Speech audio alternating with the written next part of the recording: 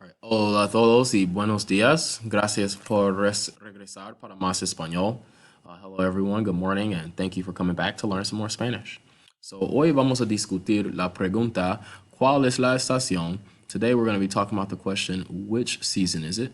And we talked in the last video, even though we haven't spoken specifically about our question words, that when we see this word cuál, which, that it's okay to switch it to que, that we've already practiced. Que means what? So we're going to switch it to from which season is it, or which is the season, to what season is it, or what is the season.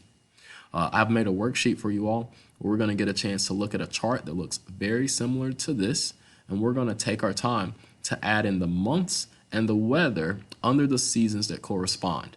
And we're going to be able to use this tool to make up some sentences that make perfect sense based on the vocab that you have. So in order to complete this worksheet, you're going to need a piece of paper. You'll need your vocab sheet that has all of the months, the seasons, and the weather on it. Or you can follow along and you'll get the seasons, the weather, and the months from this video. So we're going to go over to the worksheet.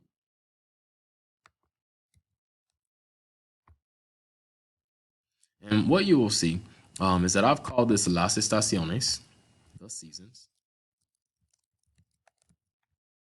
And if I ask ¿qué es la estación? Not ¿cuál es la estación?, which both make sense, then I'm asking you what season is it?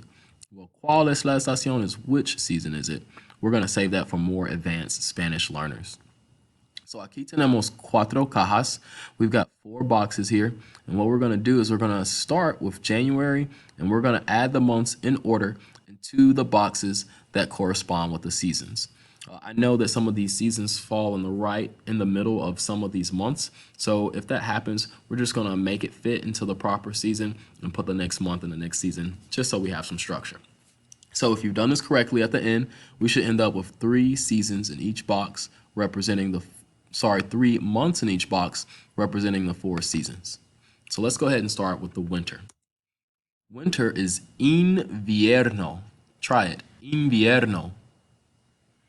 En el invierno, los meses son, in the winter, the months are January. This word is enero. February. This word is febrero. We're going to go ahead and move to the spring.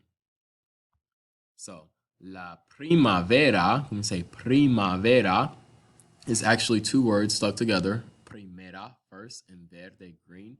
It's when we firstly start to see green here in the United States, when the flowers start to bloom and plants start to grow. Spring is primavera, and if you're eating pasta primavera, then you're having a springtime pasta. We stop with febrero.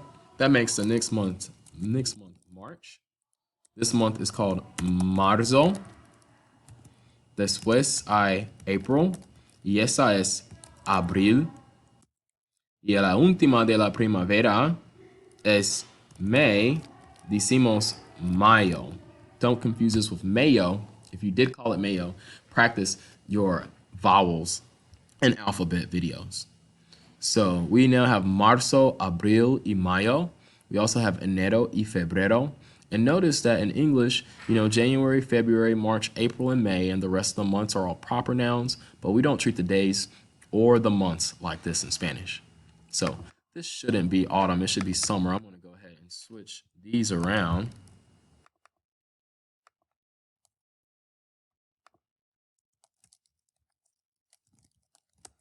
So after we've done mayo, va a estar junio, which is June.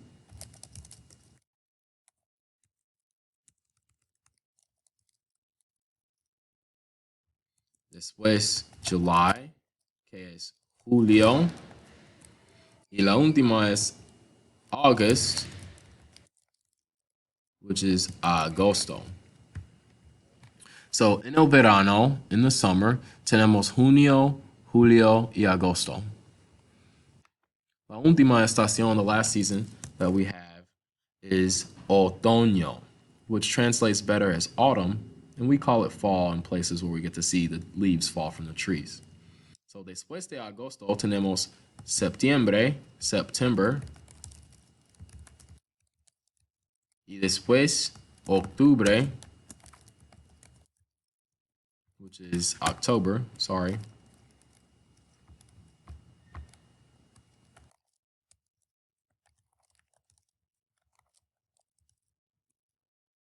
y noviembre, which is November. So you'll notice that most of these months are very similar to the English ones. The ones that you really got to look out for to remember and practice are enero, which is our first month of the year, January. Abril is a little different, and marzo is a little different. The rest should be pretty easy to remember. So we've made it all the way to Noviembre. We only have two in this box.